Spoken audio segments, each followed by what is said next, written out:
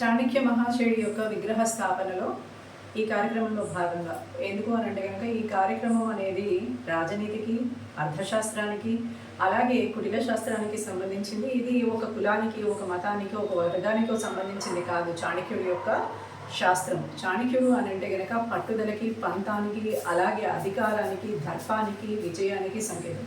ఎప్పుడైతే చాణక్యుడి యొక్క విగ్రహాన్ని మనము ప్రతిష్ఠ చేస్తామో ఆ చాణక్యుడు మనకి దేశానికి కానీ, రాష్ట్రానికి కానీ, పిల్లలకి కానీ, భవిష్యత్తు తరాలకి కానీ ఆయన ఇవ్వాలి అనుకున్న సందేశం ఏదైతే ఉందో అది అందరికీ తెలుస్తుంది.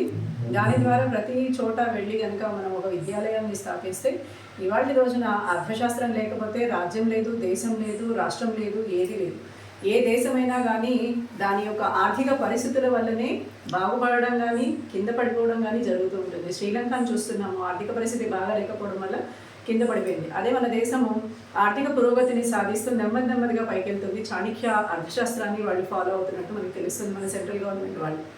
అయితే ఇవన్నీ మనం కూడా తెలుసుకున్నాం అనుకోండి, మనం కూడా అలాంటి చోట్ల పనిచేసే అవకాశం ఉంది, లేదా మనమే ఆర్థిక పురోగతిని సాధించే అవకాశం ఉంటుంది. అయితే ఈ చాణక్యుడి విగ్రహ స్థాపనలో వీరు ఏర్పాటు చేసే ఈ కమిటీలో త్వరలో మేము కూడా భాగస్వామ్యం కాబోతున్నాము. మాకు బాలసుబ్రహ్మణ్యం గారు ఆహ్వానం ఇవ్వడం జరిగింది.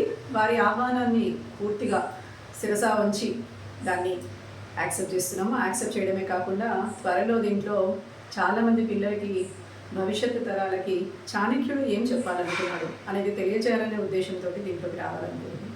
జయ లక్ష్మీనారాయణ.